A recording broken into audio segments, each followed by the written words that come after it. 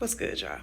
So I want to address something really quickly because one, this is very important, and two, I'm starting to see my people get a little shaky. And I think that what's going on in the world is currently testing everyone's resolve because we're not used to sitting back. But pay attention to this. So over the past few days, I've been seeing a lot of us asking each other, like, are we really going to sit this out? Are we really not going to protest? We're not going to help? You have to answer that question for yourself, but I do want to make you mindful of something. So this is the first time in recent history that Black people as a collective have decided to sit out the fight. This is the first time that we've said we weren't going to protest, we weren't going to join in. And there's still protests taking part all over the country. Have you guys noticed that there's a very big difference in the way these protests are being conducted? I haven't seen anybody laying out bricks or tools that could be used to deface or destruct property. I haven't seen police gas bombing anybody. I haven't seen anybody being put into vans and disappeared and getting arrested for no reason. None of that has been taking place. And it's funny that this isn't taking place because this is the first time that we haven't been out there.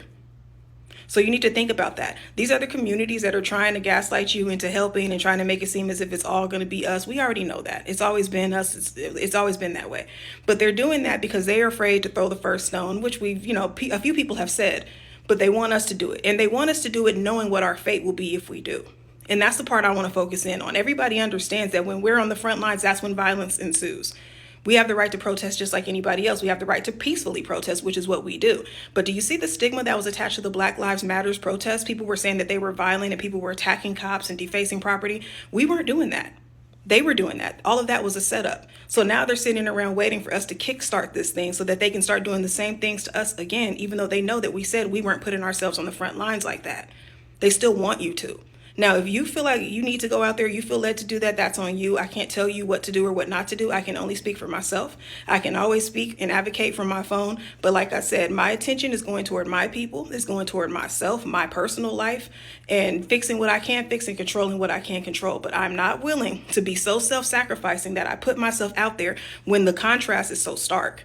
I can see exactly what the differences are between what's taking place now and what's taking place in the past. And I'm not going to be put out there. I'm just not going to do it. Guys, really pay attention to that. These protests are so different. These are the most peaceful protests that I've seen as far as the way that the police and everybody else interacts. Like, we've always been peaceful in our protests, but the way that they're handling these people, nobody's getting treated the way that we normally get treated. But what do you think is going to happen if we put ourselves out there? Pay attention to that, because people are trying to make it seem like it's all about the Latino people getting deported and all that stuff. No, first off, more than just their community is going to be deported. They aren't the only immigrants in the country, but also they already know what happens when Black people are on the front lines, and they really don't care about asking you to do that. Everybody's asking you to sacrifice yourself for them when they wouldn't do the same for you, and they showed us that over and over again. Now, I'm not trying to make us see people as less than human or tell us that we shouldn't care, shouldn't have empathy. We should. But y'all, we cannot keep interrupting people's lessons, okay? Our lesson is to learn to take care of ourselves. We've never done that.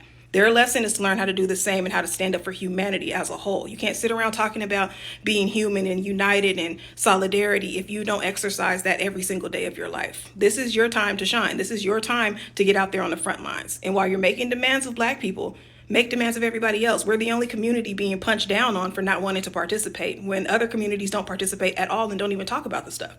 Why do we always get the backlash? Think about that, y'all. They want us to sacrifice ourselves, and I personally am not going to do it. Like, I understand that it's hard for a lot of us because we have so much empathy, but y'all, please, have that empathy toward us. Put us first this time, please.